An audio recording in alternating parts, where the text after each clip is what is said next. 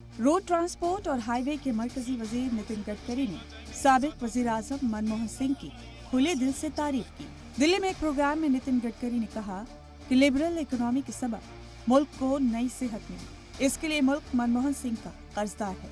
नितिन गडकरी ने कहा कि गुज़िश्ता 8 साल में मुल्क में सड़कों की तामीर जिस तेज रफ्तार से हुई उतना पहले कभी नहीं हुआ। उन्होंने कहा कि 2024 तक भारत का बुनियादी ढांचा अमेरिका की टक्कर का होगा। 8 साल में जितना रोड का काम हुआ, मैं दावे के साथ कह सकता हूँ कि पिछले 65-66 साल में जितना काम नहीं हुआ उतना 8 साल में हमने किया है।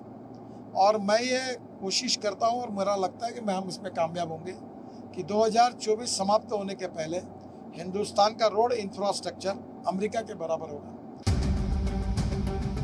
मरकजी वजीर नितिन गडकरी ने मुल्क में ई रिक्शा और ई कार्ट इंकलाब की चर्चा की और कहा कि इसकी वजह से साइकिल रिक्शा चलाने की मजबूरी खत्म हो गई। कि मैंने जब इस मिनिस्ट्री का चार्ज लिया तो लोग मुझे पूछते आपने सबसे अच्छा काम कौन सा किया, तो लोगों को लगता मैं टनल एक्सप्रेस हाईवे की बात करूंगा। तो मैं कहता हूं कि इस देश में 1 करोड़ लोग आदमी को ढोने का काम करते थे साइकिल रिक्शा में, अमानवीय था।